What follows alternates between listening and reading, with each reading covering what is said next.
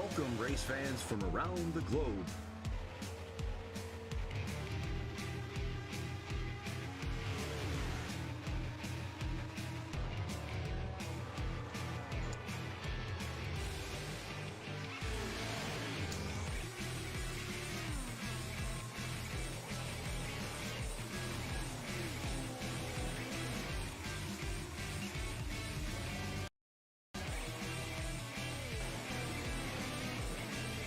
Here they come, out of turn 4, to the white flag, and it's 1 to go.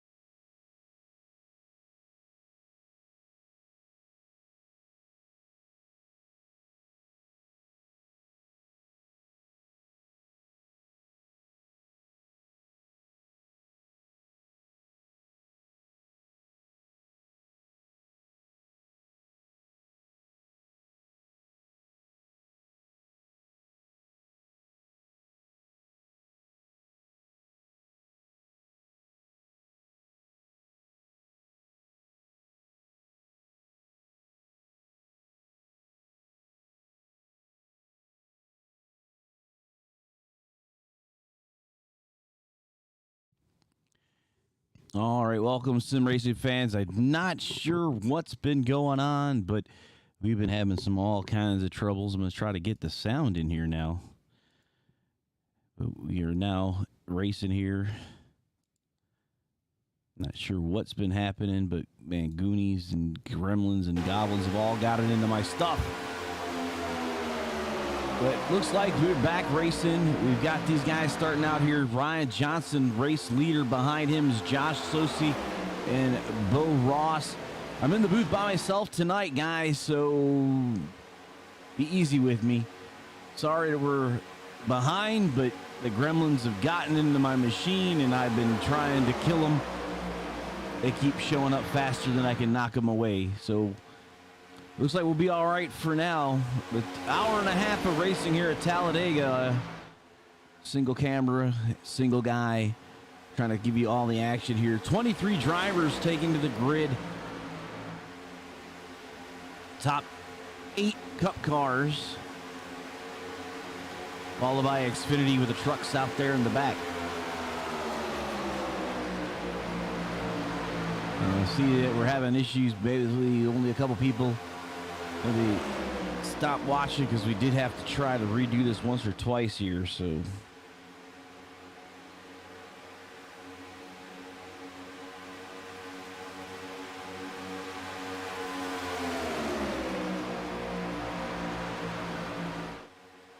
hopefully we can start seeing people come on over. There we go.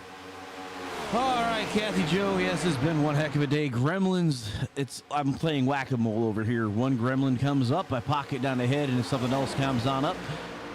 But we are back to racing. One more race left in the chase after tonight. We'll be finishing up at Charlotte, and hopefully by then I will have exterminated everything. But man, I don't know what it is. It's just this Windows 11 did a big hit on my computer, and I've replaced about everything, but now I'm having to go through and do graphic stuff, and it's not fun. But, you know, I digress. We are watching Talladega Super Speedway here with the leaders up front.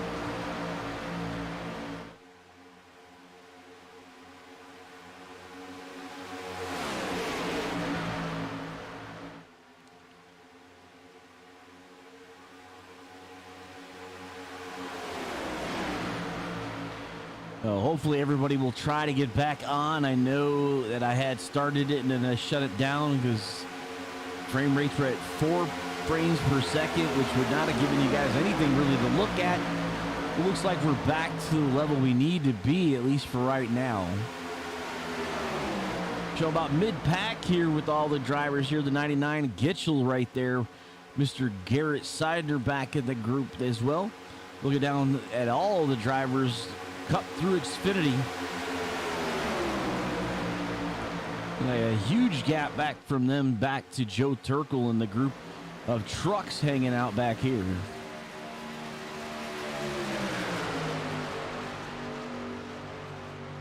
Nope. And we got this.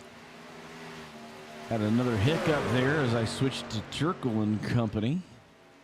That will seem to be back for the moment.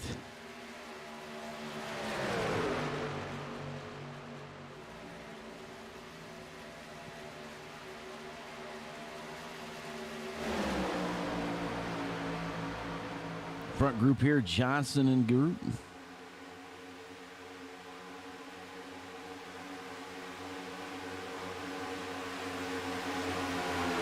All right, starting to see more people join in. I said we've had some major issues with this computer over the last couple weeks. I haven't mentioned it before. I'll mention it again. Windows 11 is the devil. Stay away. If you value anything as far as gaming goes. Basically replaced 2 hard drives, and now I'm actually going through and piecing everything back together again. Not fun. I had to go back and read all my graphics notes and get everything all set back the way it should be. All right, guys, see you starting to join. We got 6 people now watching over the 3 networks, with Ryan Johnson leading the way here at Talladega. The Cups and Xfinity Series all together. Going to drop back to Turkel and Crane, Garrone, Finnegan, and Xavier Moore in the Truck Series. And only a single person, Ken, has car trouble, and I'm not sure where Andy is.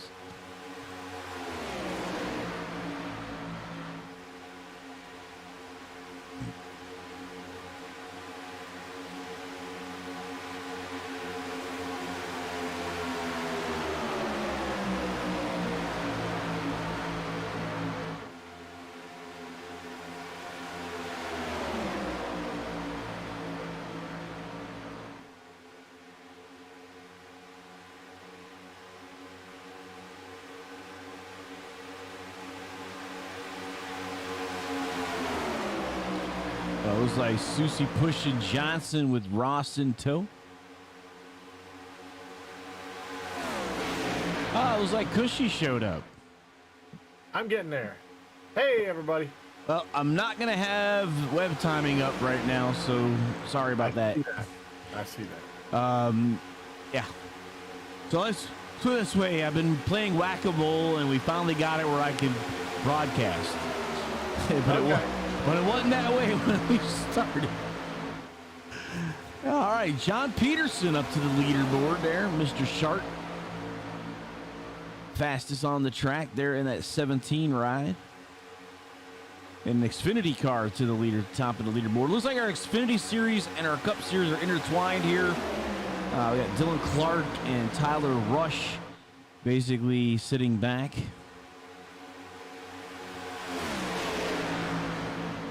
So the big boys are running well at Talladega, huh? Yeah, and 5 trucks sitting way back. And Matt Kopp is with them, it looks, as well. So the Shark car is all the way in. That would be John Peterson, the 17, is the tail end of this pack. Hi, Captain Joe. I'm eating a Poke Bowl, too, so... And it's man, you should have got me one. I should have. Okay. It's all right. I got to save up for tomorrow. That's right. Well, that's what I was thinking. Great minds think alike. We're going to Cape Hot tomorrow, guys. Oh, then again, we're back on food. Yeah. So, got 10 minutes down here, and pretty much they've been smooth sailing for the most part. 17 drivers in the front pack, 6 in the back. What happened to Dunwoody? Where's our partner in crime? I'm not sure. Maybe he's busy. I'm not sure. Did you explain to everybody what happened to me? I told him that you had some car problems, so I mean, I can leave it at that, but you can go further if you'd like. No, just car problem getting in, that's all. Glad I can make it. Looks like we have quite a few cars this week. Yeah, we got more than we usually do, I think. And I figured that would be the case. It's Talladega, for gosh sake. Everybody everybody wants to go fast, which is funny because the name of the race is I Want to Go Fast. I saw that. Yeah. Yeah, so I want to go fast.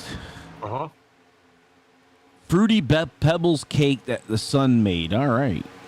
Son and her made. Okay. CJ and so is that Fruity Pebble cake anything like a Rice Krispies treat? Because I know, into the wall contact. Yeah, they shouldn't have been that close going into that. Is Russian McKinney. Big one. And Johnson turn around. Big one in turn number 1. 51 rolling over, upside down, torn apart. That was a big one, and that was early. So there was a little tap in the back, caused one car to go up, but then Ryan got turned around, and then same old deal. If I don't understand. It's not on Windows 10. It's on Windows 10 now, not Windows 11. But it looks like if I switch off. So once it calms down, folks, I'll stop using ATVO because it doesn't like me. It's all mad.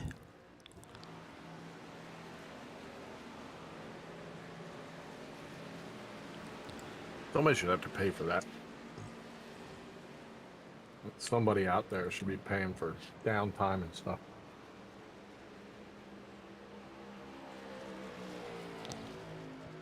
Well, folks, I'm sorry about this. Again, it's like as soon as I click off of iRacing, it goes stupid.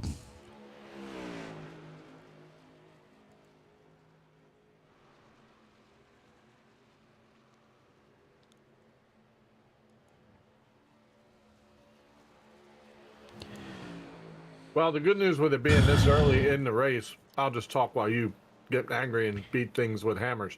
The good news being this early in the race, they all have the ability to get a brand new car. The bad part with being early in the race is new car or not, that's a lot of time to try to be safe the rest of the way.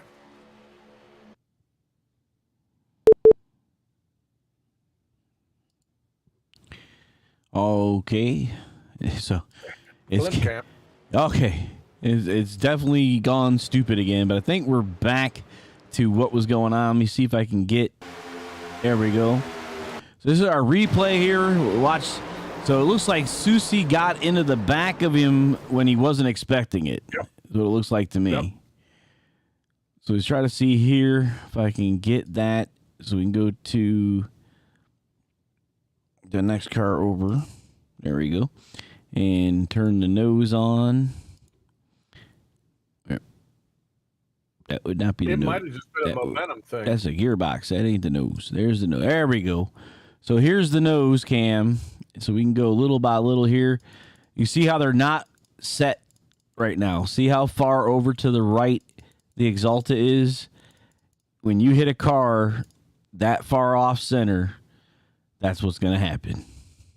But And there you see it pushed him down. he saved it, and then he got him the second time. And there you go. Yep. That's all it takes, especially here at Talladega. It don't take much.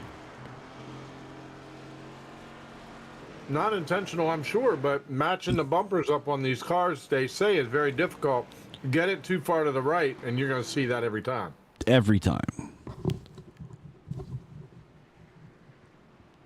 All right, so I'm going to stay out of ATVO tonight.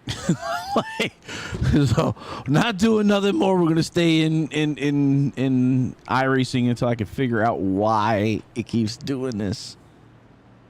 So I'm just going to watch the leaderboard like everybody else, but still talk about things that are going on. Sure. And Kathy Joe, we're working on it. Hang in there, girl. Yeah, I know. She's, yep. I told her I'm playing whack-a-mole over here. As I find one to smack it down, another one pops up. Yeah. Stupid gremlins. Well, I think what the problem is now, and like I was talking to Ramsdale just before the race, because his Exalta ride wasn't showing up. It was just a generic. He fixed it. So we see the Pepsi there. But it's so I had to reinstall new hard drives because the old ones were corrupted. Really? And now I'm having to basically redo all of my settings that I learned over 3 years. So that's so much fun. Huh? That's what I'm saying, though. That's insane. Like, this should just be, it should not be this big a deal. Well, Like, you should be able to log in and get rolling. Thanks Windows 11. You know, so Yeah. thank you to Windows 11. Hopefully everybody's back now. So, Well, it looks like Facebook is live and rolling pretty good. all right. YouTube, I can't tell, but yep, that looks good. I'm not on Twitch, but I assume good. I'm showing 8 people are watching. And we started, and then I got like the 4 FPS. I had to jump out, restart the computers, start it all over again, and then now we're up to 11. So people are starting to come in. Oh, hold on.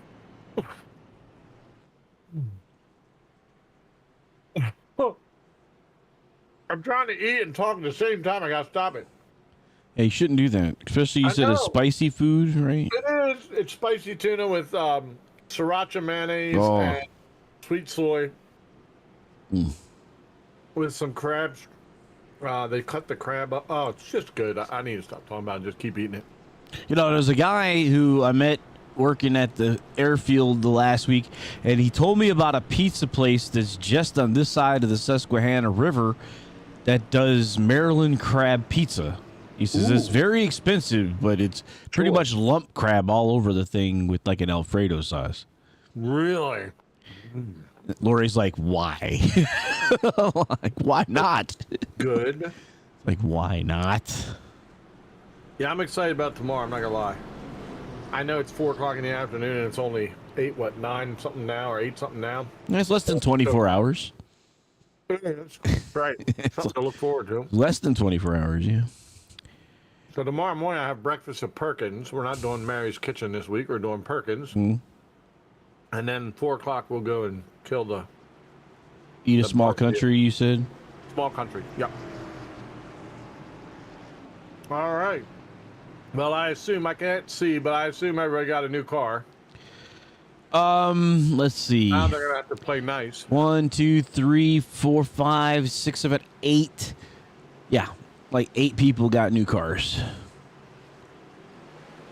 Now you wonder if you don't just hang out in the back until you get there. I tell you, it's always a crapshoot. You don't know. It's like you talk. We talked to Chris Busher when we did a Talladega thing, or Daytona, I think it was. I'm not sure, but anyway, it was one of the super speedways, and we had Jack Roush on, and they were both talking about it's like, where is safe? I don't think there is, and we're watching them right now. And because I was turned from the front, and you've watched me in a car get turned, and usually when you're the leader, you're like, okay, I'm away from the problems, and nope. No, you got turned on the last lap. Yep. It's nice to see number 77, Bo Ross, out front. Yep. This is one of those tracks where you don't have to be the fastest to shine, but certainly it's good for him to be out front. Well, it kind of levels the playing field, really. I mean, it really does. You're right. I mean, if there ever is a track that does that, this is it. Yep, Dega and Daytona, the super speedway, the ovals, definitely allow drivers of different categories to be together quite a while. Considering some of the names I'm seeing for this year's actual Daytona 500, I'm kind of excited. I want to see what Travis Pastrana can do behind the car on a super speedway. Yeah. And he's going to be in good equipment too. So. He's going to be driving the third car of 2311. So the funny thing would be is if he beats Bubba Wallace to the finish. Oh, I said that out loud. I'm sorry.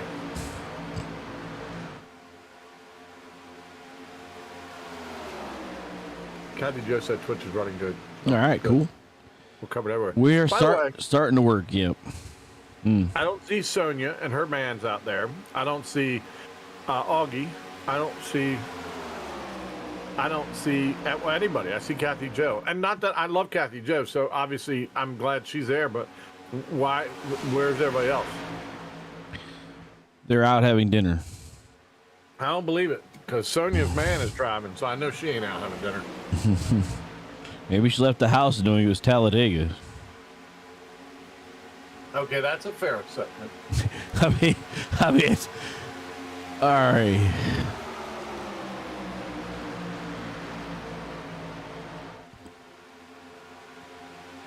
Okay. It's a fair. Wawa T kills the heat. Whoa, another one, and around goes the 38 the second time. Just so you know, Tiny Horse is done. He ain't gonna get it back on this one. And that's why I'm not a fan. So there aren't safe places at Talladega short track either. I didn't. Well, okay. Clearly, there aren't safe places because dang. Yeah, that was the green flag still out, so we are still racing. But yeah, Dylan Clark, I believe, was involved in that. Caution is out now, but there's going to be a lot of drivers that are not going to be able to continue. Patrick Anderson disconnected. So Josh McKinney, I believe, is in that. Dylan Clark, also another driver. Ryan Johnson, most likely done for the night as well. Oh, yeah.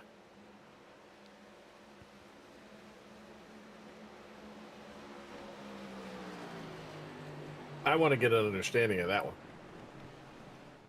An understanding of that one, huh? That crash. I'd like to, in other words, let's see it if you can do it. I want to know what happened.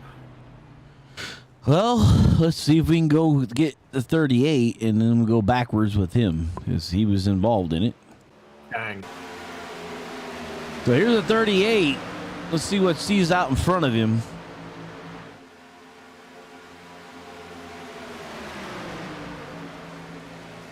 That's the 16 in that all black. Oh, it looks like he had help from behind again. Oh, yeah.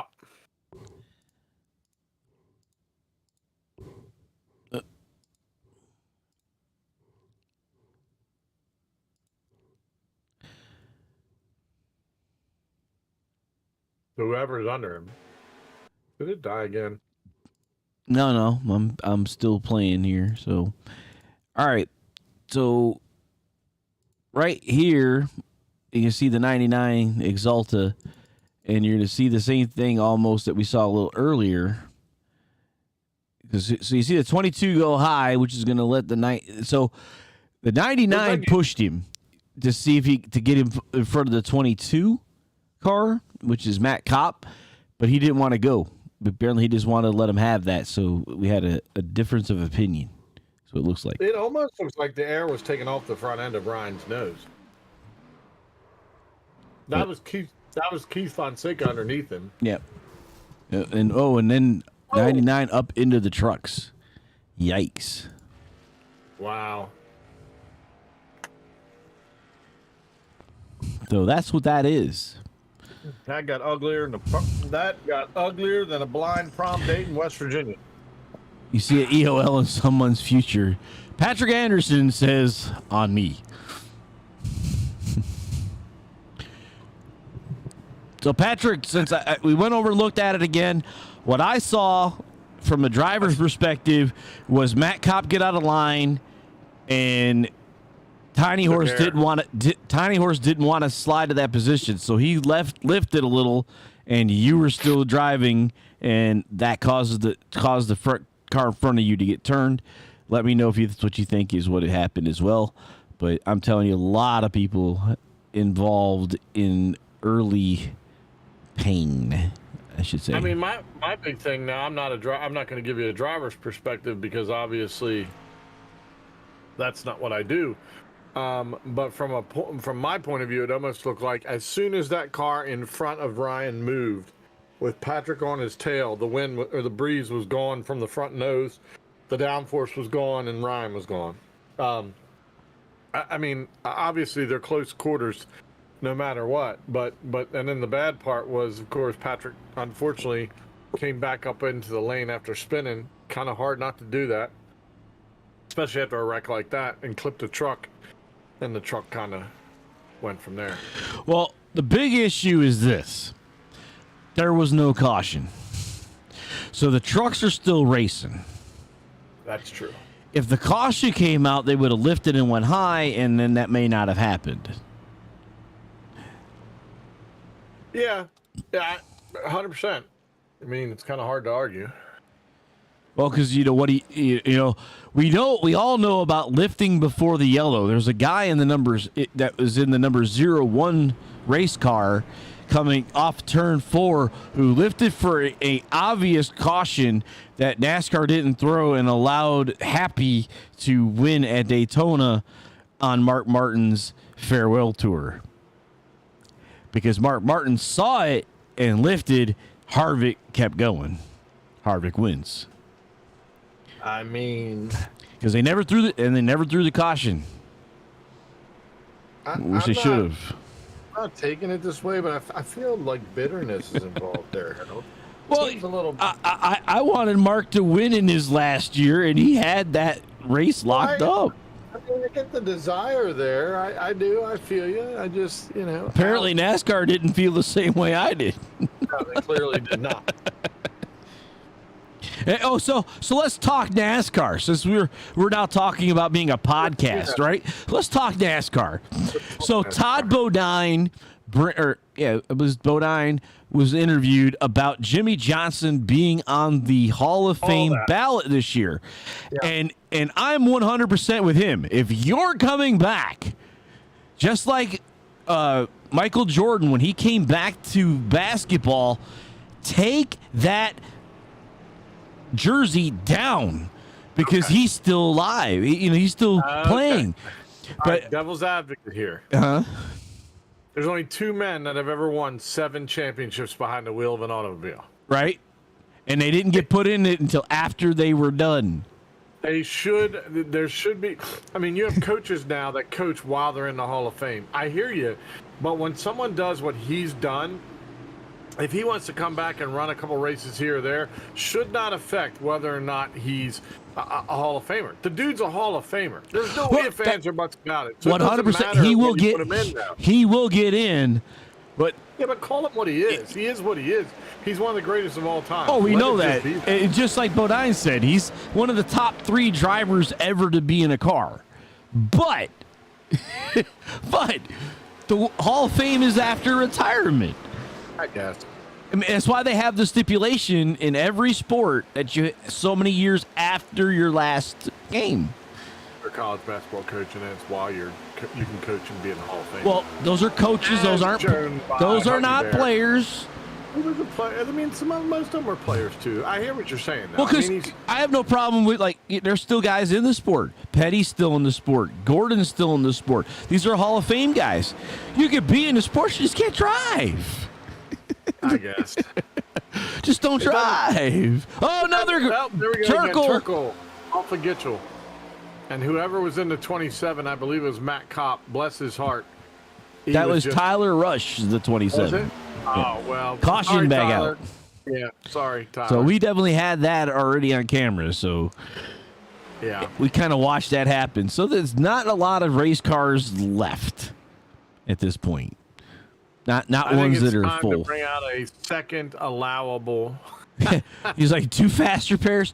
Now, see, so let me tell you this. This is something that this is a big iRacing discussion out there.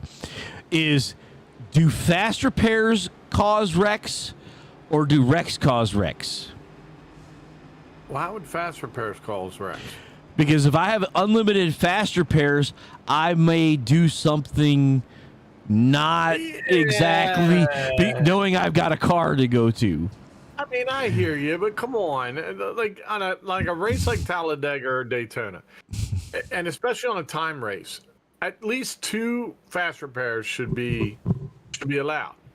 I mean, we've got a small field that is now decimated because we don't have half the field left now. So Rush is out now. I'm sure he is as hard as he got And hit. Tyler's been away from the circuit for how long? Quite a while, yeah. So, and Johnson's down a lap. I mean, I'm sure he's messed up pretty good. I mean, I don't think he has a front clip on it, honestly, Ryan. Yep. He's just trying to get some but laps. he's got championship involved, so. Yep. So I don't know down what the pit points are. lane. What are the points at this point? Do you know? I did not pull them down yet. Well, we'll have them that's up for next week. So, I mean, I can pull them up and look at them, but I don't want to mess up any more stuff going on. Everybody down pit lane here. So it looks like we only got 20 drivers left. A few people already disconnect. So, Well, that's more than we had, I think. So, I mean, that's good. Yeah, still 20 drivers. Now, I don't think Gitchell has a lot of damage. And the reason why I say that is he clipped the truck, but I don't think he has a lot of damage himself. well, we'll see. Rex caused Rex. It's all about those beefs. See, Kathy Joe says, like I said, it's an iRacing thing. It's in all the forums. There's pros and cons for fast repairs. I like the fast repair in your back pocket to use it in case you're caught up in something. What I would really like to see is the ability for iRacing, and if you're listening to me, for a race controller to give fast repairs based on, you were a victim versus the guy who started it. Yeah.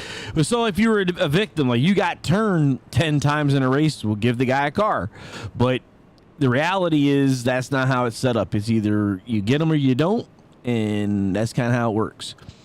I mean, Ryan. No fast repairs. Does he talking? Yeah. Tiny Horse is a good example tonight where clearly neither incident was of his causing, but what are you going to do? I mean, he's got one and that's it. So now he's going to ride around, try to gain points as best he can, but that's a tough spot. Yeah, says no fast repairs. Yeah, and I said that's a lot of iRacers are in that exact camp that they're like, you know what, I'd rather take my chances. So let's put it this way, Ken. The way iRacing works in the actual Daytona 500 that we will be doing next week, I believe, or in the next 2 weeks. I'm trying to remember when the 500 is, but we'll do the actual 500 in iRacing, in official, just like we did the 24. Right. So the issue being is this: there are no fast repairs for a 500-mile race. So you could take your chances, but once you're done, you're done. Kathy Jo says she agrees with me that about the ability for a race controller to give them, and I'm all for that. I can tell you I was involved in that one group with professional race car drivers, and somebody made a mistake and had unlimited fast repairs. And, and it's unlimited. I'm going to drive differently too. I'm just going to hammer down. And we told them, and they were told by race control, which I was part of, to not use the fast repair if they were caught with the fast repair, to be black flagged and lose a lap. What they were doing to us to make it look like they didn't take fast repairs is they were hitting part of the barricade on the way out that would show damage on the car, but not enough. No, to make it look like they didn't get a fast repair, because we know that if you get fast repair, your car is clean. So they would muddy the car basically on the way back out on the track. Problem was we had 6 race controllers. And someone's paying attention. And we started going back and looking at pits for everyone, and we could see when the cars were changed. And man, we were issuing penalties like crap. Your friend might have been one of the ones that I issued for that, and he's cussed at me before. So what the heck? He's not my friend anymore. He's in a different camp now. I don't care about him anymore. But drivers will do what they can get away with, and I tell people this all the time. Chad Knaus, one of the best crew chiefs ever, he knew what the rule book said and went to the furthest extreme that he could that he would get away with. Right. That is racing. Do what you can. And then they got to change the rule afterwards. Well, guess what? Yeah, and I mean, Formula One does the same thing. You don't think those guys aren't infinite to the last nth degree? They are. I mean, you're going to get what you're going to get out of those cars as best you can. All right. I just, it's tough though. racing in general is a tough sport. It really is. The problem is that I've noticed, and this is one thing I can bring into the real world, okay? So at the local racetrack, you knock into the same guy in 2 weeks, like back to back, you're going to have a nice discussion. Sure. Yeah. In the pits. Yep. It's kind of like the Thunderdome. 2 men enter, 1 man leaves. But you're going to handle it, right? Well, iRacing, you may never see these people. So it's not the same. It really isn't. Local track racing, if you've never been to a local track, I challenge you to do so. You will see racing at some of the cleanest racing because those guys are around each other week in and week out. They're there every Friday night or every Saturday night, whatever the race local track is. They're there every week, and there's a camaraderie, and they're going to be competitors. Don't get me wrong; they will compete, but it's one of the safest places to be. I had an uncle of mine told me that one time was the safest place to be was on a racetrack. He says out on the freeway, nobody knows nobody. So he would get on the racetrack. We're getting ready to go back to the green flag. 53 minutes left in this. There may or may not be a stage break since we've had such a late caution in here. So we're right at it anyways, aren't we? 50 minutes, so it'll be about 3 minutes from now. I wouldn't throw it, but that's just me. I think they just did it because I saw all the waiver rounds and Susie extended that last caution. So, but yeah, so a little bit of what I told people we're going to start leaking some information. One to Go Studios is going to challenge our drivers into a new league that'll be starting on Thursday nights with multiple leagues participating.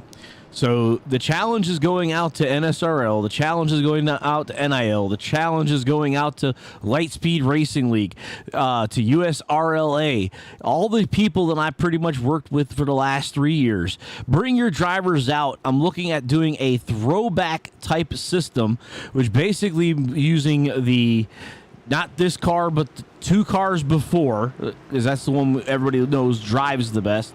And going to old school racetracks, and we may even have a couple special events to actually do qualifying and basically slowest man up front, flipping the field at some local tracks. So that's my idea coming on. So Dusty Pilgrim says you get caught up, you're probably pissed off. You paired with someone better, give them room, react. Yeah. Pack racing it's tough. It's tough. Pack racing is definitely tough. You want to go fast. You're a race car driver. You put that helmet on. Joey Atterbury said it the best. Once a race car driver puts the helmet on, he forgets his brain. Yeah. Oh yeah. Because it's hammered down. I want to go. I mean, that's what they do. That's what they do. Yeah. They get paid. They get paid to win races. That's right. And that's the one thing. Right. That's the one thing I liked about Kyle Busch. I really liked about Kyle was. He was a checkers or records guy when he started up in the NASCAR leagues, and I love that about him because that's the mentality I had. I wanted to win or I didn't want to finish. But it's not how you win championships. You don't win championships that way. Yeah, that's for sure. So the top 2 guys are Bo and Sir Kremet the Great here. And Kremet's got a little bit of damage on the right side of that car, nothing big.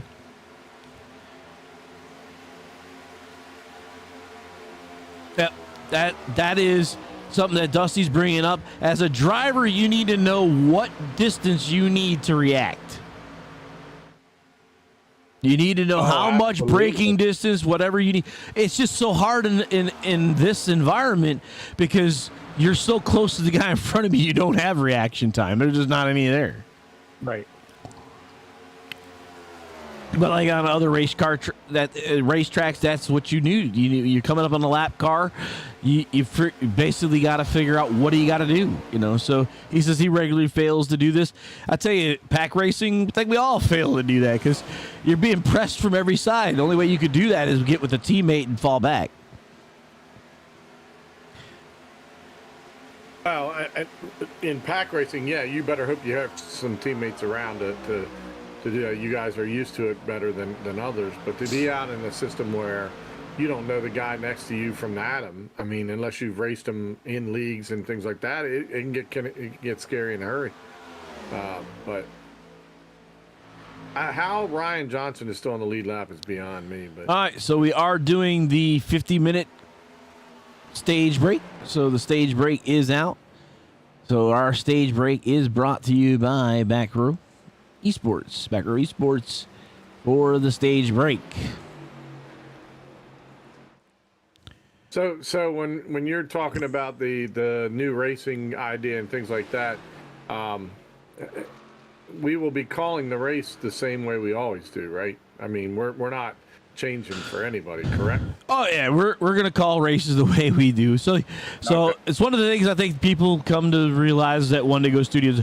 The difference is gonna be we're gonna probably have a couple people in the booth that'll also be race controllers. So we'll be more we won't just be commentators. We'll be referees too. Which would be awesome. I mean, it will be awesome. So the 59, who's that? Who is running that 59 car? I don't know. That's Jim Thorndike. So Jim Thorndike has a Sim Coaches car. Sim Coaches is the pedals I use. So so big out to Lawrence and the guys at Sim Coaches. If you're looking for a good set of racing pedals that feel like a car because they're hydraulic pedals, they're a good place to go to. They are starting to do some wheels and some other things. I'm not a paid spokesperson, but he's giving me some things from time to time. Whatever. Yeah, you're paid in some way. Well, so talk about paid. So talk to my wife a little bit earlier. Track Racers sent me a keyboard, a keyboard stand, a swivel keyboard stand. So now I can swivel my keyboard out of the way and swivel it back. Bo is saying, or Thomas is saying, stage break was previous call. Oh, so I'm sorry there. So Bo Ross corrects me that the stage break, like I thought was the reason before, but I'm trying to figure out, okay, so what brought that last caution out? I don't know. I'm just going to say this, Bo, Thomas, you're the man. If you can be in the lead, be in this, and correct Harold. That's something, my brother. That's awesome. And by the way, congratulations to the man up front who is currently carrying a belt, baby. Yeah! He won this championship belt. I think it was last week or the week before. It was awesome. So I still not seen him live. It's my fault, not his. Yeah. He has invited us several times. Yeah, I'm getting there soon. But I am. The problem is you have two guys that, like, I don't know, we set up a tent on Saturday at the church. It feels like it. It sure does. And let's be honest, we call races on Friday night. This changing to Thursday night is going to change my life forever. So I'll be happy to call races on Thursday night. Now this league will not start until August. So Kathy Joe, you're going to miss my dulcet tones until August, however, you've been invited to work with NIL. I'm invited to jump into the booth if I want to. I'm welcome anytime to jump into the booth. So you might hear me jump into the booth there. I'm not sure exactly who's running it, and I may jump in the car. I've registered in both leagues, Thursday and Friday nights. Not sure how many I'll do. I'll be happy to tell you how bad Harold's driving. It'll be great. WDWA Mid-Atlantic Champion. There you go. See? That's the one, baby. That's Bo Ross. Yes. You don't know Bo. You don't know Bo, but whoever just lost to him does. Yes, indeed. Now, that man is still driving and telling us how awesome he is. That's cool. The nice thing is I get updates all the time. Thomas sends me stuff all the time so I can see what's happening. There it is. Go. That's beautiful. World Domination Wrestling Alliance. That's right. Down in my hometown. I saw you guys were actually, he was up in just north. I think he was in Pennsylvania recently too. So down in that Hagerstown, Martinsburg, Chambersburg, Greencastle area, there's just a lot of crazy things. I mean, we're farm boys down there. We appreciate a good tussle. A good tussle. A good tussle from time to time. So yeah, it's cool. There's nothing like my hometown area. I love it. I absolutely love it. So kind of going back to what I was saying, I wanted to do a couple special events set up at the local track format, which and talking back in the day when I was racing, where we would invert the entire field from qualifying. It'll be fun calling it. I'll say that. So you talk about a driver, and then we'd be looking at fast laps too. So there's rules. Okay, number one rule was if you beat your fastest lap in qualifying during race trim, that's an automatic black flag, and you're done for the night. So you're supposed to put your fastest lap down in qualifying, and then we invert the field. So with that being said, we'll see how that works, but we'll do a couple of those. And then I kind of want to go back to, I don't know, maybe schedule around the 80s, 90s. And I'd like to challenge the drivers to pick a car number of a driver that they liked in, outside of the current NASCAR system. It's like going back to, I don't know, let's go to, oh man, my brain just went blank. One of my favorite drivers, and then I stopped thinking who his name was.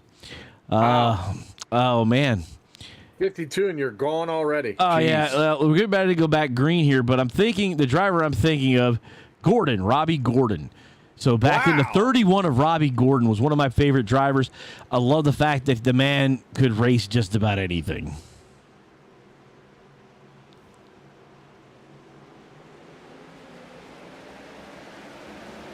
So UMPs, that was dirt models, and I think, Ken, you were talking about dirts one time. Yeah. The thing about dirts, the only issue about broadcasting dirt racing, those are quick sprints because dirt cars cannot be refueled. Right. So that's like for an hour of dirt racing, you basically talking about doing, maybe like 2 heats or two qualifiers and a B main and an A main. It'd be like calling a horse race. And number 3 is on the outside coming around. Number 12 on the inside. 13 back on the outside. 11 coming around on the dirt side. I mean, no, that's not me. I like this. I want to be able to take time. I want to understand what Kathy Joe had for dinner. I want people to understand what I just stuffed in my face hole. I want to talk about drivers, paint schemes, all of that. That's what you ain't got time in dirt. Hey, there's a car going by with dirt on it. There's another dirt car and dirt. No. Yeah. It's fun to watch. I love watching it. Like, it's for me, I get on MAV TV and just watch all kinds of stuff like that. The Chili Bowl was amazing this year. So. How was it? I missed that. It's always good. There are guys trying to get to the cutoff for the B main and, going like 6 wide in a track that's inside. I heard there was a pretty big accident in there, wasn't it, this year? Yeah, there was. Yeah, we watched it, actually. We were practicing, and then we went to watch that between Andy and me and Cody, or Colby. And Colby had to work tonight because he was trying to be in the booth with us as well. So, dang it. So we got one more race after this. We'll go to Charlotte. The 1.5 will be the finishing of this season of Split Decision Racing Triple Threat. And like I said, then we're taking, we're going to take some time off. The Wendigo Studios guys will. Yeah. We got to concentrate on our church a little bit more. Oh my gosh, yes. Not like we don't concentrate enough, but we need to concentrate more. So yeah. We need a little bit of something. And just like Kathy Joe, you're all invited. You can check us out, Oasis Church of Delaware. You can check us out on Facebook, YouTube, she doesn't miss the service anymore. I'm proud of her. OasisDE.org. That'll put us out there as well. Gotta see what we're doing. They can follow me on Facebook, and I'll mention when I'm going in the booth or not going in the booth. And stuff like that. So, you know, and Leo was trying to get all the racers into church that one day when he put all that stuff on One Day Go Studio. So yeah, that was brilliant. that was absolutely brilliant. You know, I had spoken to the chaplains about being a raceway chaplain at one time. So I'd just like to lead the prayer one time. That'd be fun. I'm a little concerned about how close Gitchell is on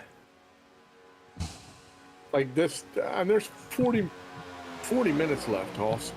Well, Gitchell is still on his first car. I mean, he has not taken a fast repair. Which is amazing because, I mean, the truck did go off the front end of him on one of the accidents.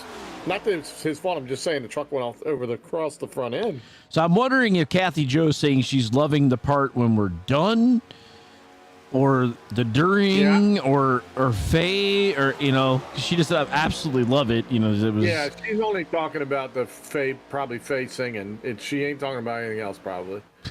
Or maybe when you get up there and do the offering part. Otherwise, I think, Nah, I'm glad she's on there. She's been sharing it a lot, and that's kind of cool. But yeah, we're pushing the church to upstate New York. You know, that's kind of good. Right. We got reach now.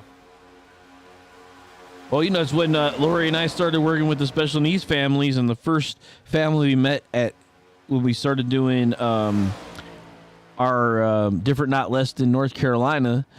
The first family we met in Orlando at Disney World was from Portugal. That's awesome. And they started to follow us on Facebook. And we're like, man, we're international. Crazy. I have a gentleman who watches us in the Philippines, Harold. Cool. And he's been now obviously his timing is off on us, but he gets up and watches it. And then we had, for a while, remember we had a guy in Scotland or Ireland? What was it? Wednesday night. Wednesday night, yeah. Mm-hmm. That's pretty cool, too. So. Beginning to end. All right. There you go, Kathy Joe. She likes it all. She likes it all. Okay. These guys are gone. Like, I don't know where anybody else is, but these three are gone. Yeah, Garrett Seidner's 9 seconds behind him. I mean, in this big group here. This group is all like a little bit of everything is in this group. So you got Xfinity, you got Cup cars, you got trucks. Yeah, you got Fonseca. The there 7 on the back challenging the outside. Yeah, this is probably why they're 9 seconds behind, because they're all spread out. And hey, Shark, stay off the yellow line. It's slippery. That's right. Hey,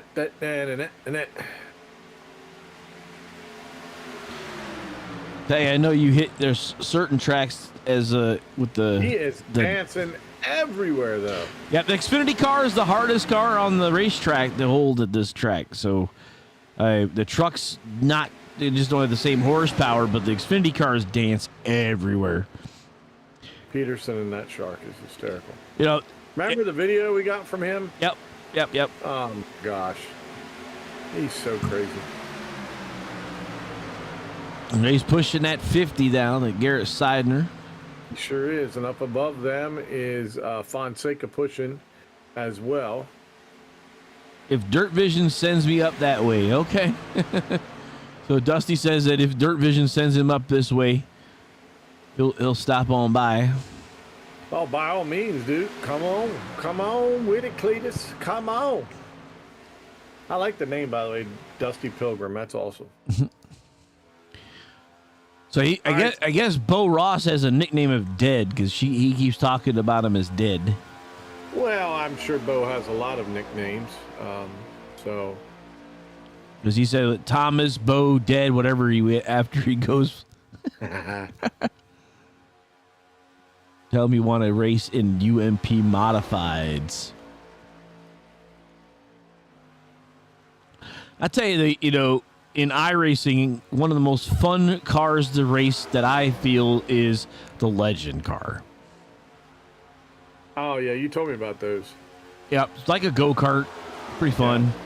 So say Dusty's talking about a Silver Crown team is from upstate New York.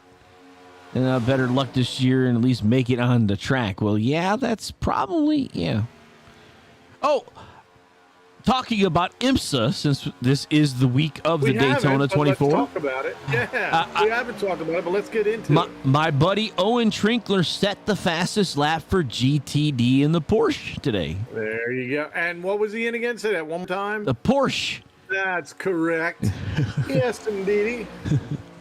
The GTD Porsche, which is the slowest class, but Owen Trinkler has a few pieces of hardware from the Daytona 24, the Rolex 24 Hours of Daytona. I keep telling myself at some point I want to go down and just be there for the whole thing. I keep saying it. I don't think I'm ever going to do it, but I keep saying I want to. That would be one that you need a camper. Oh, yeah. RV and be off of Lake Lloyd. Yeah, and some money. And some money. Yeah, food and if you got a camper, you bring steaks and stuff, man. You just grill out and stuff. You know, watch from the top of the camper. And yeah, that'd be awesome. That would be. So we're getting the lap of the car. That's the 56 of Nathan Manwaring. He's out there just clicking the clock, you know, taking his laps, which is a good thing. I mean, you know. So yeah, but I called races with Owen. Owen Trinkler's part of the Roush Performance group of drivers. He's not, because he's not Ford. He's not sponsored by them, but he's one of the drivers that we had in the booth with us. You know, race experience guys. So do we know if there are any NASCAR guys running the Daytona 24 this year? I'm not sure. I'd have to pull up the list. There usually are a few. Usually you will join in, but you know, a lot of them are getting ready for the Coliseum race in a few weeks. Right. And you saw that they're going to. How I feel about the Coliseum. Harold. Well, I kind of liked what they came up with today, or they announced it today or yesterday, about the 3 medals they're going to give out. So they're going to podium the Coliseum. Okay, well that's cool, but consider it's the Coliseum. But a lot of people are like, we should podium all the time. It's like, nah, then it's not NASCAR. No, then it's F1. Yeah, he's right. Leave that to F1, and they do it well because my guy was on the podium a lot this year. But you know, leave it. Don't change it that much. Now, the Coliseum makes sense. Podium the Coliseum makes all the sense in the world for multiple reasons. Number one, it's the Coliseum. What did the Greeks do? They podiumed. You know, way back when, and they did the games. There was first, second, and third. I think you ought to give them the olive wreath on their heads and the medal. Well, that'd be awesome. Maybe. Right? We'll see what they do. A little shuffling back here with the Exalted now up in there. Those guys are checked out 17 seconds now. What's that? My brother's asking me food questions, and I don't have an answer.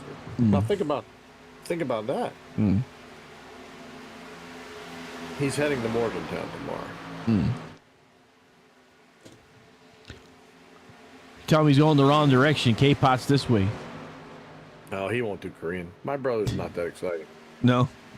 It's barbecue, man. I hear you, but it ain't the barbecue way he eats it. Well, I was telling that to Jim Moody today. I said, you know, for his, you know, his sensitive stomach, that the barbecue, you know, if it's just the meat, you know, you have to put stuff on it to heat it up. Ooh, hold on there. It's like the shark wanted a Coke, not a Pepsi. He saw blood in the water. That group has thinned out a little bit and running. Well, I say that, now look at them. Well, this is the group behind them. Yeah. See Barnes, that's a nice back end there. Looks beautiful. Dusty qualified at the Coliseum last year. Hey, cool. Oh, that'd have been fun. It's like, yeah. So I tried it on iRacing, and I'm like, yeah. Chris and all those guys that did it for real, man, hats off to you, because I felt like as soon as I pushed the gas, I was on the brake. You're on the brakes, yeah. But some of those guys love that. Like they just love, you know. Well, short track racing is about a rhythm, you know, and it just, to me, there was no rhythm. It was like, that's no cool. Because you know, think about a quarter-mile track in short tracks, you have a whole lot less horsepower than one of these things. You know, so, right. so you have a lot more gas time. Man, I was like, literally, like I said, on the gas, back to the brake. Like, come out of corner, gas, brake. Like right. Man, like, can't get going for nothing. And then there's a car to your outside, man, you might not even got back in the gas. That's the crazy. So that's the crazy part to me is the ability to be so close like they were, and really they didn't have a whole lot of accidents. I thought it was a pretty great race, honestly. The fact that Joey Logano won last year really burned me up, but I you know, it is what it is. He's now a 2-time winner. I can't argue with how good he is. Yeah. But I mean, Kyle Busch was in the lead and he ran him down. Yep. But I want to see more than that. You know what I mean? I want to, you know. Oh, Patrick, it's okay, buddy. Just hang in here with us and type stuff in, and we'll talk to you. You're at the field, you got to leave, is what he said. But, you know, it's like short track racing, though, is I like the way they went. They went to the heat system. They did it like a real short track racing, which I love that. So for me, why not make the All-Star race at the Coliseum? Like to me, there are people that have been asking about it. I just think so. The venue is fantastic. Yeah. You think about all the stars and everything that's out in LA, the ones that came out and really loved what they were seeing, and it kind of grabbed a like a new group of people. But I mean, they're talking about the All-Star race. It used to be at Charlotte all the time, but that got old in a hurry. Like it's just mile and a half. How hard is it for them to be driving on a mile and a half? Nobody really has a lot of problems. Throw money at them, and all they do is wreck each other to get to the $1 million. But the Coliseum would make the best drivers have to be the best drivers. The heat racing, I just think it's awesome. So, matter of fact, didn't they change the venue this year for All-Star? Wasn't it last year? It was changed last year. It was, but I thought they're going to try to do it again this year. Yeah, not going back to Charlotte. Remember, Charlotte had 2 weeks because of the All-Star race, and then it followed up by another race. The 600. Yeah. Mm-hmm. So that was the reason I think they got it because of that. So that's a very long race. Oh my gosh, is it a long race? Mm-hmm. And you get there early because you don't want to miss all the things that Humpy Wheeler did there. I was there. I was there. Oh, God, I was there for the first race that finished on a Monday, or on Monday, the actual Memorial Day. I know, Harold. Maybe everyone else I know. I know. I was there the year before the bridge collapsed. Lori was there too, so and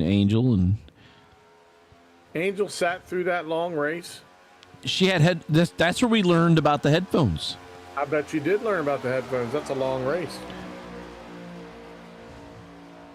Yeah, I think we finished, if I recall, we finished around like 11 o'clock at night. We never made it past the midnight. But it was awesome. What an experience. I'm telling you, the guy puts on one of the best pre-race shows, lead-ins, everything. Humpy Wheeler did it right. He really did. And man, he should have gotten a gold star just for being himself there. It was awesome. Lugnut always all around. You're talking back when it was Lowe's Motor Speedway, which it's not anymore. No, but I'm saying, I mean, that guy did it right. Mm-hmm. I was, like I said, I was there the year before that bridge collapsed that went over the top of the highway. Yeah. I remember walking across that bridge and you think to yourself, what happened? And then, yeah, so kind of scary. Yeah. But so Dusty's talking about North Wilkesboro. So iRacing got North Wilkesboro when Junior cleaned the track up, and they basically did some kind of fixing it through Well, the he was computer shooting screen, videos, right? too. Well, yeah. But then now Norrisboro, they were supposed to repave it and decided not to last year. So, but But aren't they working on it now? Aren't they paving it now? No. There's a track that they're doing something because one of our driver guys posted pictures. Dickerson. Yeah, Larry. that's not them. So, North Carolina put a lot of money in 3 tracks. The state did. That was Charlotte, Rockingham, and North Wilkesboro. Gotcha. Yeah, Now, Rockingham is a great track. I love that track. And they are running races on that. Oh, they've been running races. They just don't run the big races, and they're trying to get NASCAR back. The Rock is. So run an all-star race there. That would be awesome. I love that track. It is a great track. It's in a nice area as well. I understand that one of them so far out that the problem is it's just hard to get to. Like it's out in the middle of nowhere. So there aren't a lot of things for people to do. There aren't, but for me, listen, but that's you can't. I don't know. That's fair to say because you want to talk about a racetrack that's in the middle of nowhere. Talk about Michigan. Well, yeah, but you are weird anyways up there, so it doesn't really matter. Michigan's like an hour from anything. Right, but those people don't care. They'll be out ice fishing until the race starts. It doesn't matter to them. It's almost Indiana. Here, guys, coming down for fuel. Now, Michigan International Speedway is a good 20 minutes away from any major road. Any major road. I mean, talking about not just interstates, but highways even. You should think about this. These guys pitted. Ramsdale's now getting past them. Yep. And they were already in their pit boxes. I mean, they were 15 seconds behind, I think it was. Mm-hmm. 3 cars, and the speed they were making was incredible. Well, now these guys are all together, actually working together. We were talking about earlier how they were spread out and not really working. And that 7's climbing the wall there, so I don't know what's going on with him. I want to know this. So Seidner has basically won everything under the sun this year. Like, he's got more stickers on his car than most people have sponsors. Mm-hmm. But he has behind him the Shark. Yep. Does the Shark pull the upset today? I don't know. Because it would be an upset. Yep. If Peterson does this. So 22 minutes left. These guys going to have to come down for some gas and go back out to finish this thing.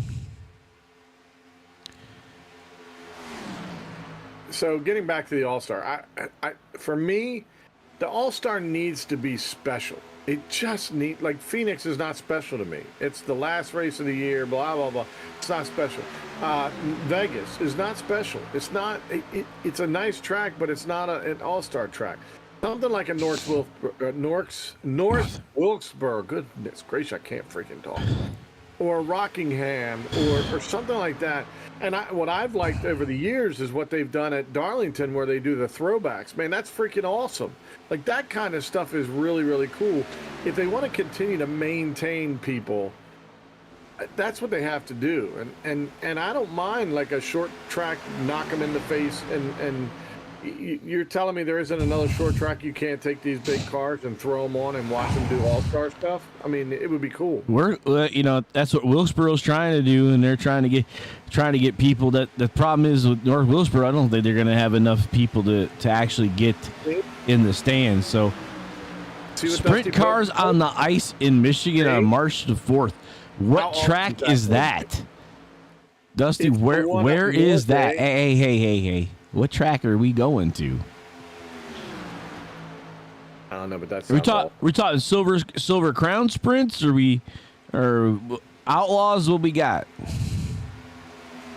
Give him time to type, Harold.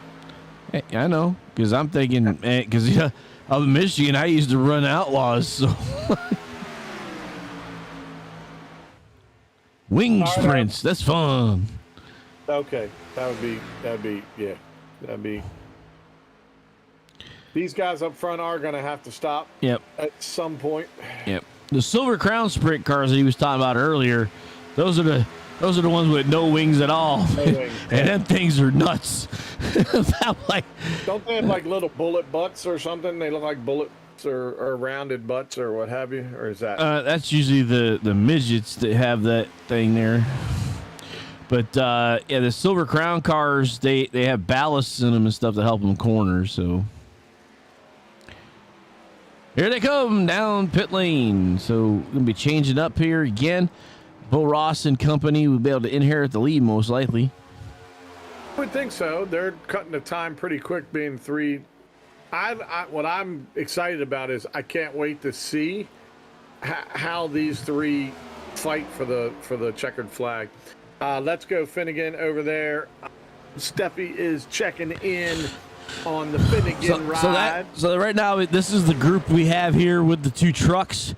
So 3 trucks there in this group with Mr. Fonseca in the middle. So Pork Chop, Finnegan, and Turkle. Yeah. Turkle's been spun once tonight, so I guess he's on his 2nd truck now. So Harry's leading this group. I don't think they have pitted yet. Nope. Corey Harris and Cam Barnes have not. Now, as big as the track is it possible to come down and get fixes a little at a time and still be, Yes and no. I mean, under caution, sure, but not. That's what you would do under caution. You'd come down like 2 or 3 times. Right. But under green flag condition, unless you have somebody with you, no, it wouldn't work. Lose too much time. Well, these 3 have been the class tonight, and they only because some people have wrecked. But these 3 have tagged together. They've lined up, and no one has been able to touch them. Although Corey Heritage is still out there, but these guys are now getting ready to. That group we were just watching is about to be lapped. Yep. Yeah, the trucks. Yep. Yep, 3 trucks and a Fonseca. Okay, so it's gonna be 3. He's got a 360. All right, 360 wing car. St. Mary's River. That would be some fun. March 4th, it's so bloody freaking cold that it's still frozen in March 4th. Oh, wait, well, it's up at the Canadian border, man. It's like upper Michigan there. Upstate. Yeah. They're Upers, The right? UP, yeah. Upers. Well, the UP, they speak Canadian. They say A. A? Yeah. Well, I mean, yeah, you can, anybody wants to speak Canadian, just throw A on the end of everything. You're good. Mm-hmm. A. Or a hoser. You can be a hoser. Take off, you hosers. Take off, you hosers. Or learn the word hockey. Hey, that's Rosie Rose. I've got his rookie card, eh?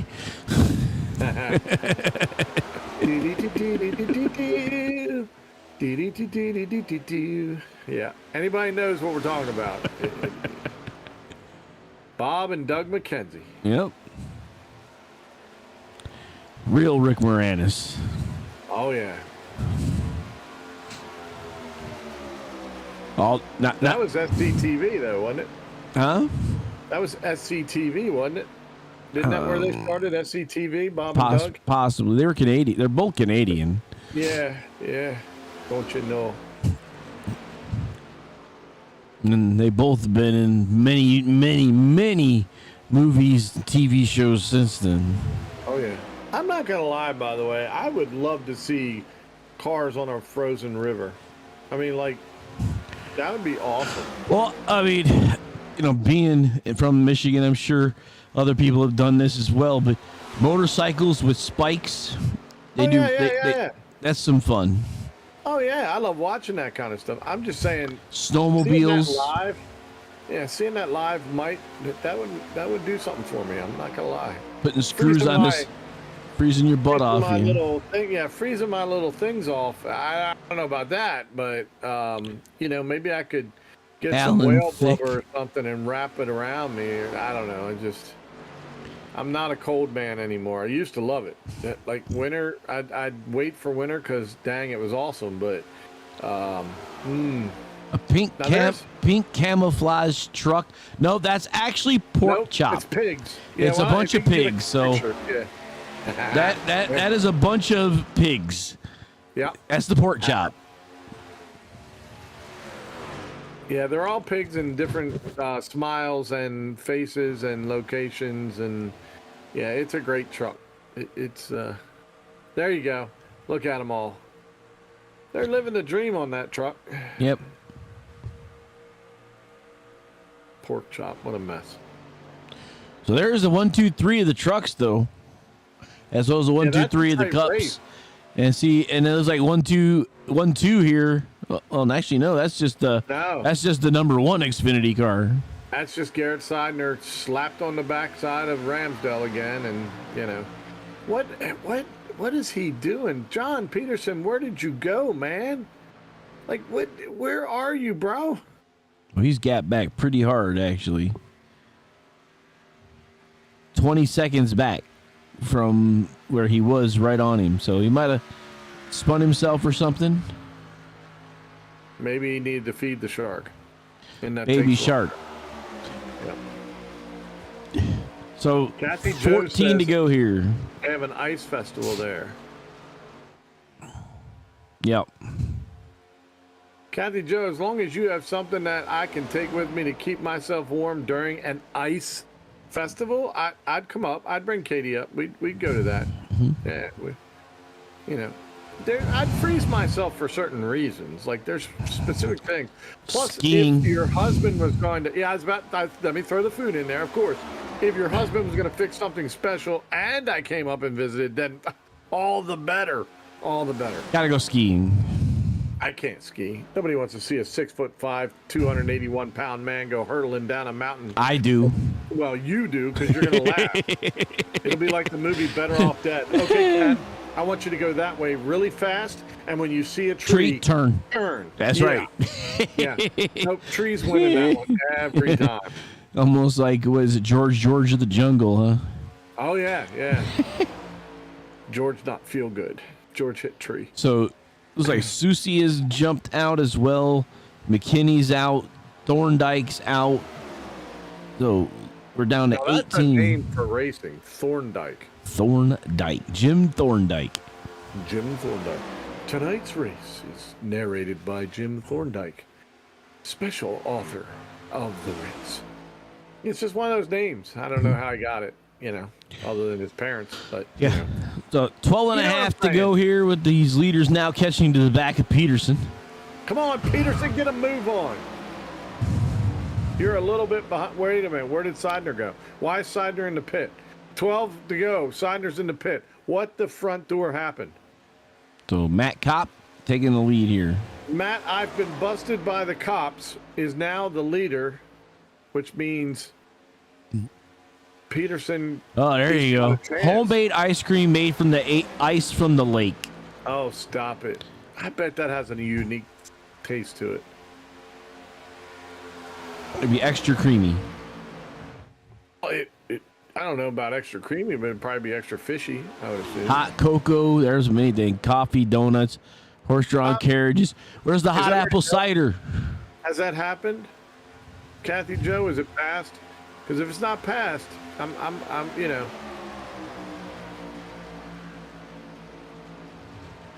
I mean, it is January. Maybe they do it in February. Problem is, if you get up with Kathy Jo, you're going to get stuck by some stupid freak snowstorm that keeps coming through, and you'll never get back home to Delaware. But I don't think that's a bad thing. Don't get me wrong. So Kathy Jo, I was thinking the same thing, that he might have figured out that he needs gas one last time, and that's why he's on. Oh no, he's on He's out pit now. lane for Yeah. What he's now coming back out, but he boxed for 123. So there, a damage on Seidner's car. Are stage points awarded for the first 7 places at stage? They do get stage points. I think it's through the first 5, but I'm not sure about the actual I think it's playoffs, 5. though. Yeah. I think it's the top 5. So Seidner back out onto the racetrack. Spent a minute and a half in his box. So that pit stop a little long for him. Puts him down 2 laps. Matt Kopp, the leader of the Xfinity Series, on the lead lap still. Now, Johnny Boy is catching Peterson. Oh, my gosh. Johnny Peterson is Boy catching Kopp. Yeah. The cops are being chased. But It's been canceled. Was supposed to be this weekend. Oh, poo. Because of all the snow going up to upstate New York this weekend. So Kopp is the last car on the lead lap. The leaders are about, let's see here, about 5 seconds behind him, roughly. If Peterson stays with him, look at the numbers. I mean, he's down to 8 seconds now with 9 minutes to go. At that pace that he's chipping away at Kopp, he's got a shot. Oh, so Kathy Joe says the ice is not thick. That's one thing I do remember is about doing anything on the lakes. You had to make sure that the ice was thick enough, because if it's not, it could be a real big problem. Real bummer. Well, poo. Like playing hockey playing hockey on lakes is a lot of fun. I can't play hockey, so I can't assume it's fun. I would assume it looks fun, but I'm not going to do it. I'm too big. It hurts. Kathy Joe, if you got anything in the springtime, let me know. Oh, wait, she's going to be down here with us, isn't she? Yep. She's supposed to be. Yep.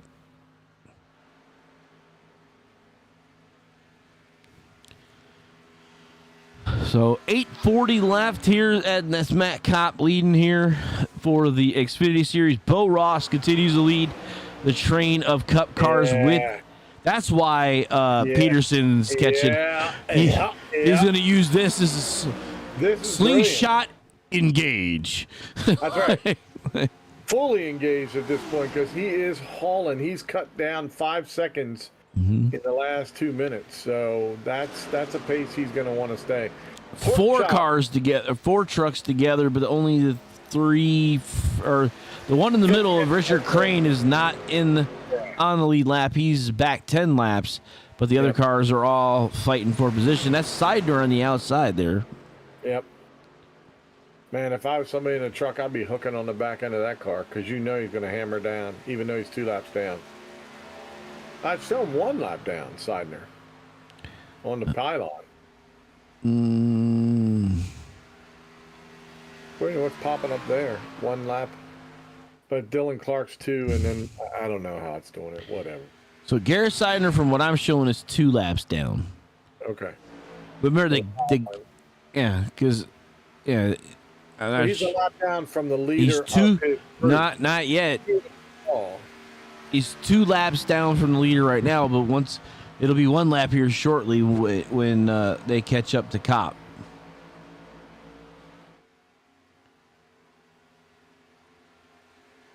Okay, my head just exploded. I apologize. Yep. So Nathan Manwaring is dropped out. So we're down to 17 cars now. Darn it. I pushed the button again. Rolled.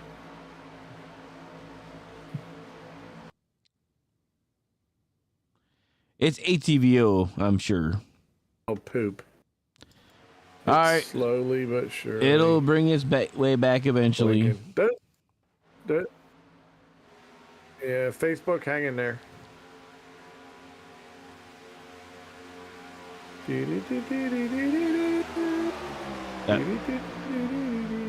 All right, we're back. So Bo Ross is with this group here Guess so John Peterson passed Kopp, but now Kopp grabbed a hold of the back here. He's got to hold on, though. So now Seidner at this point now should be 1 lap down to the leaders. Or to his leaders. 2 overall, yeah.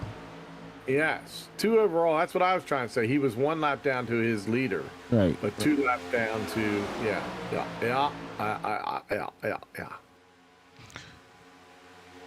Okay, he did catch on to the back there, so that's going to make an interesting. When those 3 Cup cars up front decide to make a move, that's where Peterson and Kopp are going to have to decide what they're going to do too.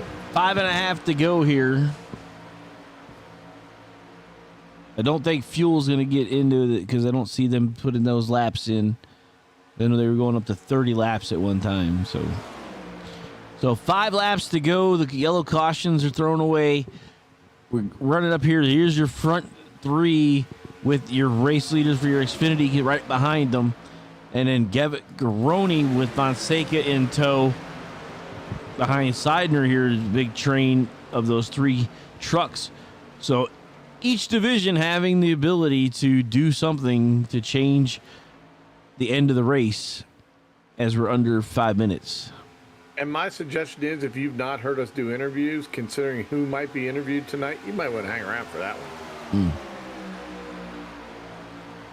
Can you imagine if we get to talk to the champ and the shark on the same night, Harold? I mean, dang. Oh, no.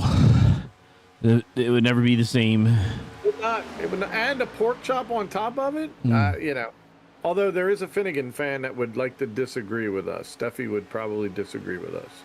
And she'd like to hear us talk to Chris. So either way, I don't think we've talked to Chris yet, so that would be cool. And if we have, I apologize. I'm old and I forget things. Gitchell, the 3D boy. Man, that guy makes all kinds of cool stuff with that 3D printer. I think he just printed out new wheels and stuff recently. So. And he prints his cars out too, right? I think he does his car bodies as well, so.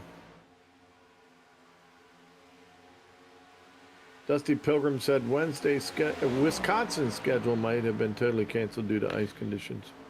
So 3:30 left here, about 4 laps to go. 4 laps to go, people.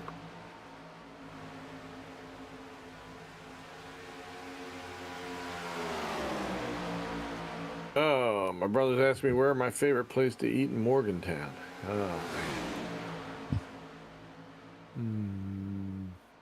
I got to think about that.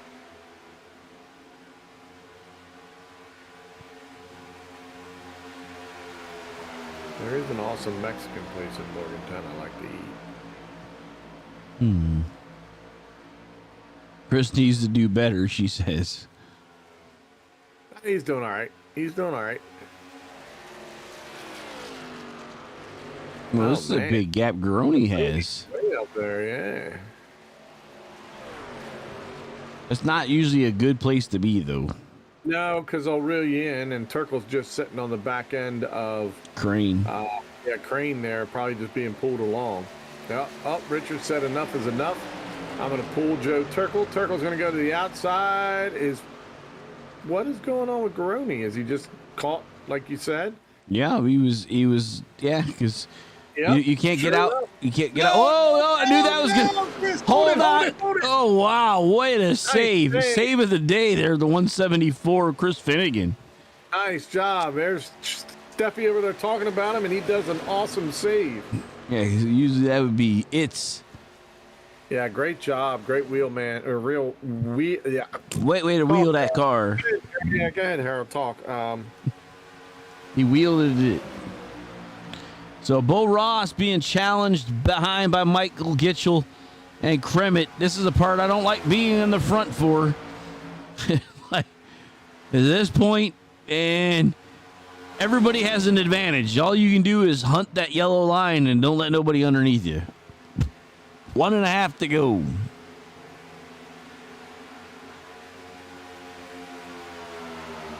Forgot there's a restaurant outside Cheat Lake where I like to eat. And they're catching up to the back of this little group in front of them. Yeah. That's got Ramsdale with them. Yeah, this is going to play out pretty interesting here in just another minute. So they should have one more lap, maybe 2 at the end of this. Man, it'll be real tight. It might be 2 more laps. Oh, wow. Oh, So, Dusty said it Man. was under first. Wow, Dusty. Look at the move. Yeah. Oh. Get you. All right, so 40 seconds left. I think we're going to have a couple laps left. Now we're going to have a crash. Not a couple laps. We're going to have a crash. Well, there are no cautions on this racing. But we're going to have a crash. So everybody's challenging here. So time goes to 0, and that is the last lap. So they will cross the line, and there'll be some seconds left. They're not going to 0 here.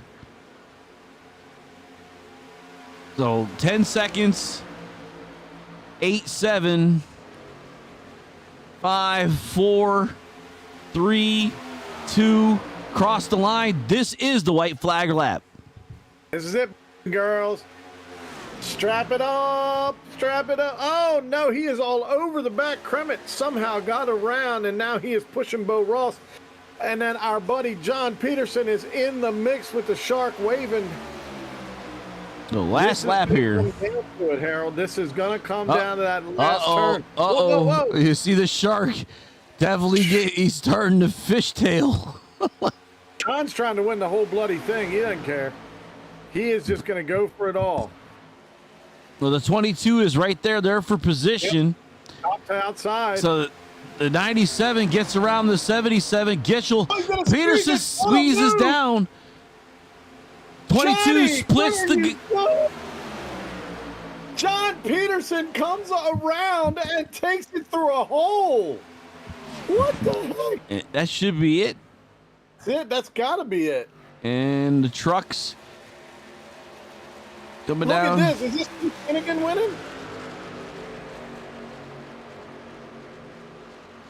Turkle's being pulled, but is he done? Are they still running? This is race. This is for the finish. But Finnegan, come around. Are they still racing? Are we done? This is the part that kills me. This 90-minute thing is awesome, but it also kills me. That should be the finish right here. Right here, Chris Finnegan coming to the end, grabbing the checkered flag, I hope. That is the win for Finnegan. How about that? Nice job. Man does an amazing job on the wheel, saves it, and comes around and wins it all. Great job. That's going to be fun talking to him, that's for sure. Oh, hi, April. Now that everybody's in and won, April shows up.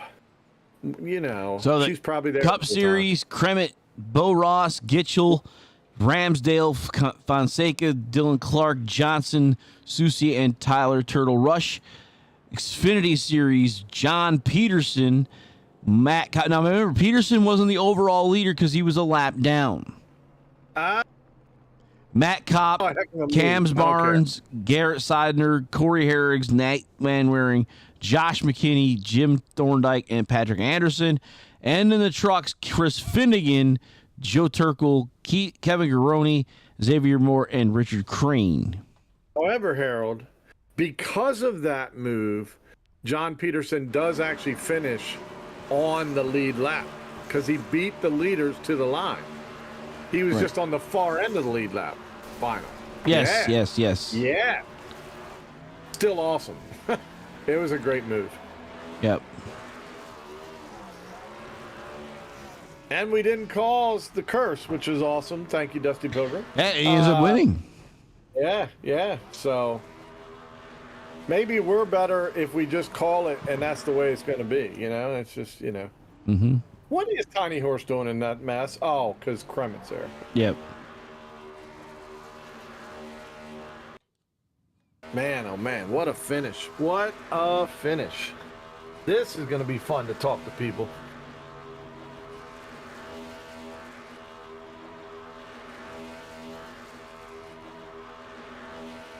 Why are we freezing again, Harold? Because I hit the wrong button. Will you stop that? Stop it.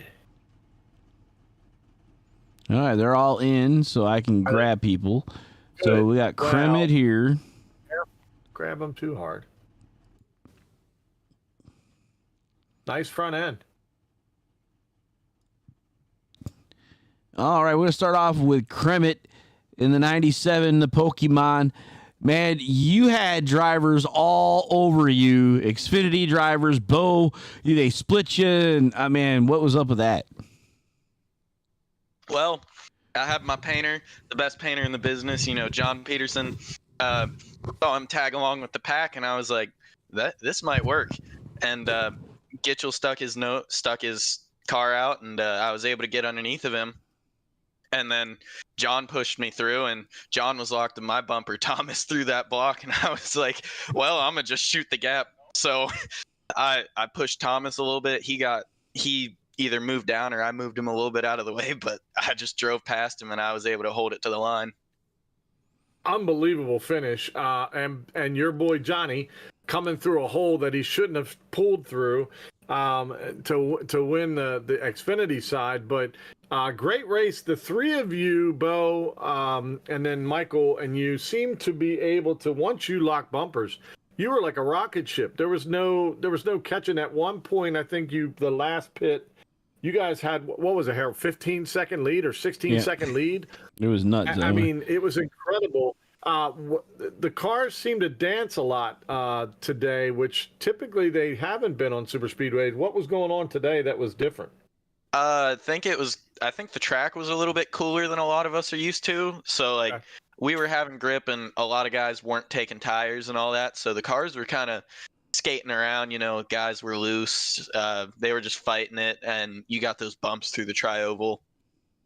It's a little bit tough to get around. And then, some of the guys were struggling to push and all that. And I personally feel like I'm one of the best pushers in the business, but some of the other guys, it sometimes gets squirrely, or they sometimes get turned. Like that scare I had earlier in the race, that was a butt clencher.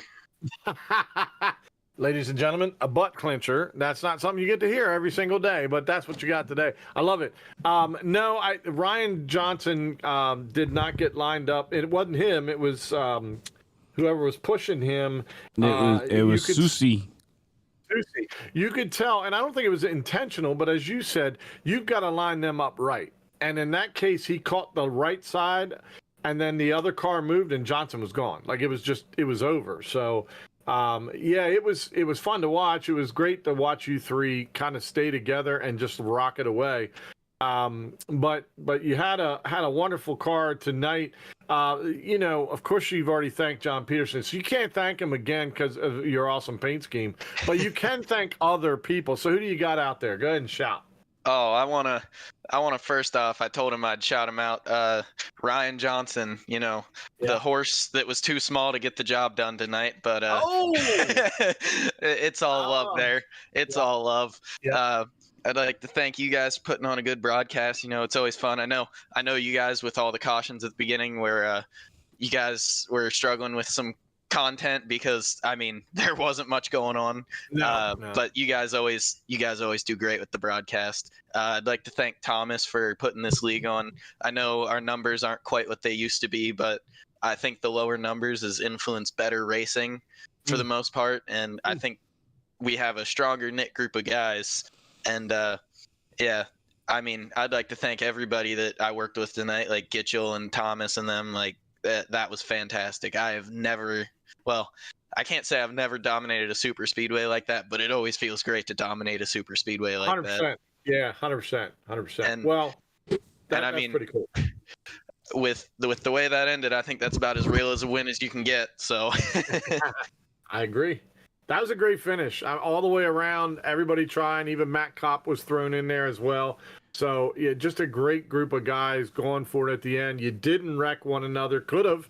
Didn't. And so just a great job. Thanks again. I was going to ask one question, though.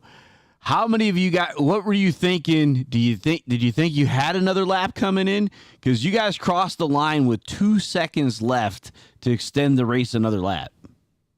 Oh, when I was just waiting for that white flag to put my game on. Like I saw that we were getting close in time. Like I saw at the 2 minute mark, and at the 2 minute mark was when I decided I got to start making some moves now.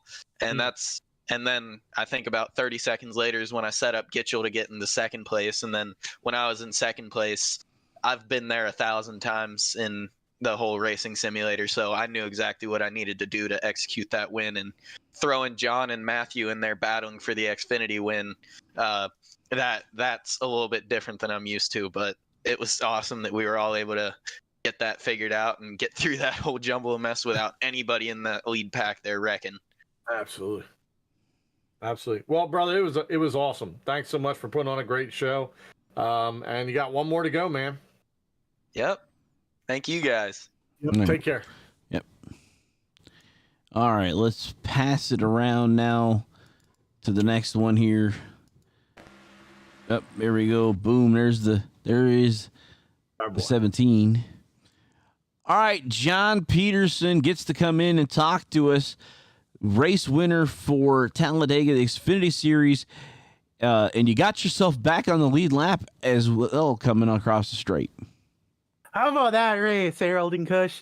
That was a great race. Dude, that was awesome. Absolutely awesome. I'm screaming through the microphone, so when you listen to it again, you'll hear it. What a move. Are you out of your mind, dude? You gotta be.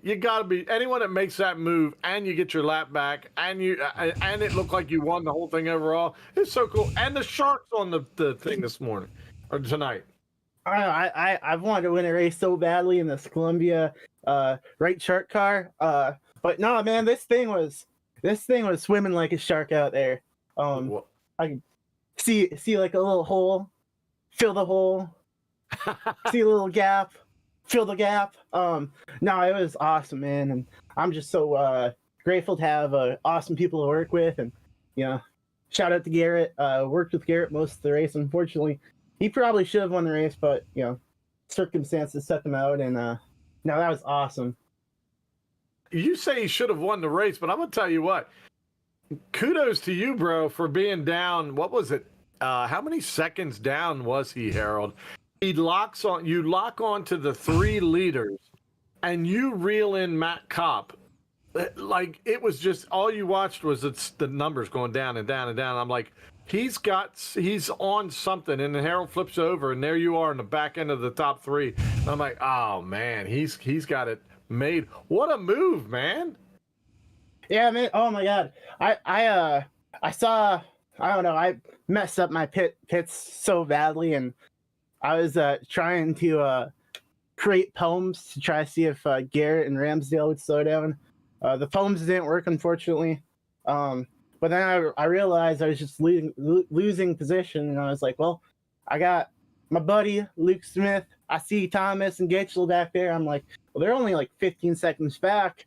Then I was doing the math. I'm like, well, I was running like 51 highs, 52 second laps. If I get behind them, I'm going to be running like 50-second laps. So I might catch them.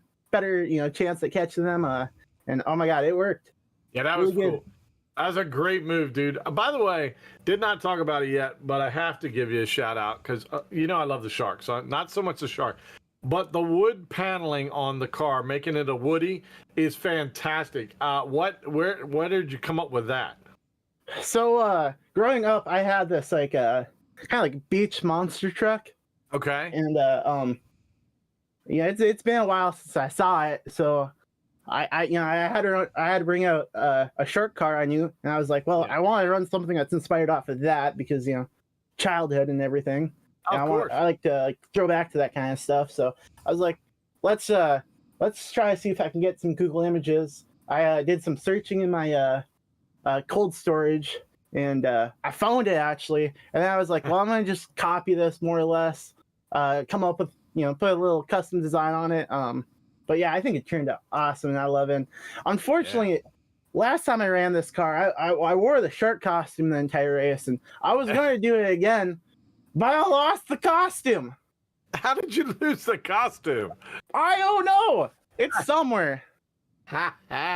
Oh my gosh, dude, you're a mess. You're an absolute mess. But I tell you what, I'm so excited. I told Harold, I said, we could be talking to a pig, a shark, and then Bo Ross as the winner. Unfortunately, Bo didn't pull it off, but we still got a shark out of the deal.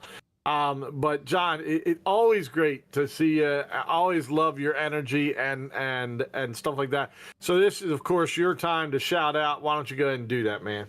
Oh man, I have so many people to shout out. I know you do. First, I want to give a shout out to my homie Tyler.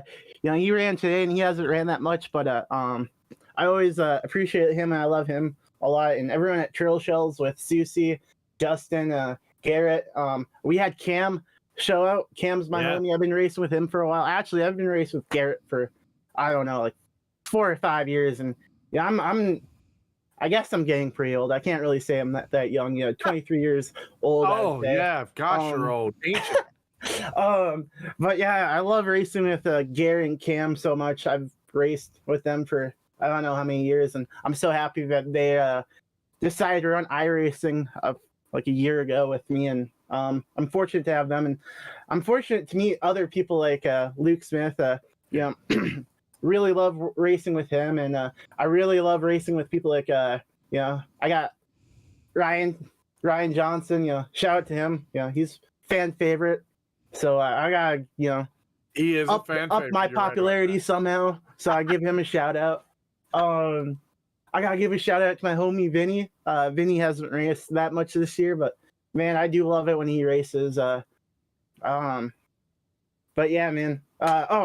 I don't know how I forgot him. I gotta give a shout out to my boy Michael or Ethan Michael or Michael. Yeah, I'm You're so good. freaking all over the place. I'm a mess, but I love racing with him.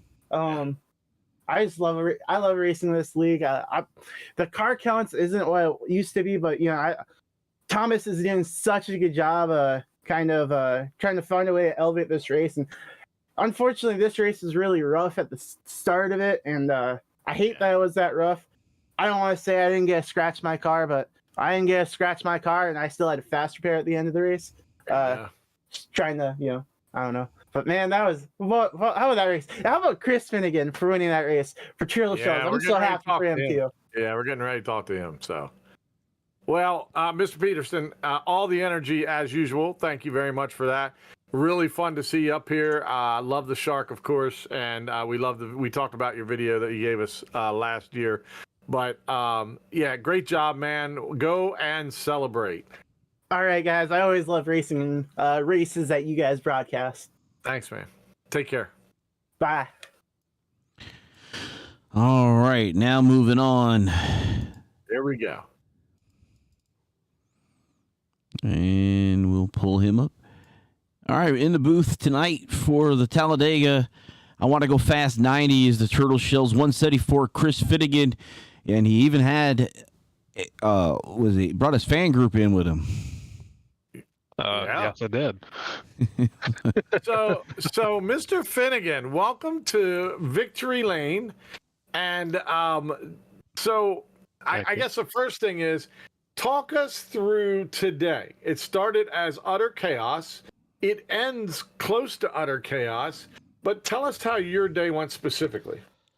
So, after the chaos you mentioned at the beginning, it actually went pretty dang well. Honestly, at the end of it, it was definitely a mileage game. How long can we go on fuel? The beginning, so I got caught up on one of the accidents, had to use quick repair. Had a little bit of damage in one of those second incidents, just a little bit of front end damage. Was able to get that repaired. It was just a few seconds worth of repair time, which was great. And then kept it clean the whole rest of the race. Just tried to keep the fuel mileage in check. Didn't try to be out front. Tried to keep the draft going, save as much fuel as possible, extend until the last possible second. So I got, say, at the very end, wasn't sure I was going to make it. So Jeroni came in near the end to, I'm assuming, add fuel. Big shout out to my teammate Xavier for working with me there at the end. Helped push me to the front with that lap and a half to go, and had just enough fuel to make it to the very end. So what were you running? So just to give people an idea of how many laps could you run on your fuel? I think we were Also, rain check on that one. Also, I was so focused on trying to keep it clean. Yeah. I think once I filled up, I didn't really check to see how long I could go on a full tank. It was only when it was halfway down and really started paying attention to, okay, where am I doing fuel wise, that I really start thinking about how many laps I could go. Yeah. So. Well, I mean, you were in the action all day long. Steffi was saying that you needed to do better. Right after she said that, I was talking about you, and you make the craziest, awesome save of the entire race. How you kept that going straight is beyond me, but I bet your hands were moving an awful lot at that point. Oh, yeah, absolutely. Yeah. So I assume you're going to need a new pair of racing shorts after that as well, but that was kind of like the culmination of, if you held on to that, there were enough cars that were going to push you or pull you. Again, did a great job to come out of that. Is that really the point where it was, okay, I've got to race my rear end off to get to the finish line? Is that kind of in your mind the whole way? Like I said, I know your hands are dancing. Yeah, it was definitely a step in the race where you realize, okay, hey, I've got this. I kept it together. I've got hardly any damage, if anything, from that little bit of contact. Let's shake it off, head back in the game, and let's charge to the front, and hope we're there at the end. And you were. That you did, and then you were. So great job there. So this is your spot to kind of shout out to people you've already called out the 18 truck, which you said, but who else you got there? Only Xavier, again, can't thank him enough. We worked together pretty well there in the middle of the race. I think he had a bit of a botched pit stop there, so he fell back and actually came all the way back around to link up with me a full lap down, so I could make it to the end. Other than that, again, thanks to Tyler and Turtle Shells for the great skin. Thank you guys for the great broadcast. Thanks for Steffi for watching the race and cheering me on. And, we'll give her half cheering and half he needs to hurry up. So that was awesome. All right. But again, thank you guys for the awesome broadcast. Yeah, man. Well, great job. Excellent finish. Fantastic save. You've given us something to talk about, and we were on our edge the whole time. So thanks so much for that. Go celebrate your big win, man. I will do that. Thank you very much, guys. Yep. All right, well, we're heading to Charlotte from here. An eventful night, and hopefully we'll keep working. Like I said, I'm playing whack-a-mole over here, so one of these days I'll figure it all out again. Well, Harold, let's give a shout-out. Dusty Pilgrim, great job out on YouTube talking to us the whole night. Of course, Kathy Joe, Steffi was on there. April jumped in at the last very second, but I'm sure she was pegged the whole time. Even Chris Moody jumped on at the end. But we ought to thank them since we're getting to the last race. We love what we do, but we love it when you guys interact as well. And of course, Strawberry Kid, don't want to leave you out. You're there every week, so that's awesome as well. Yep. But Steffi's asking how we're going to throw her under the bus.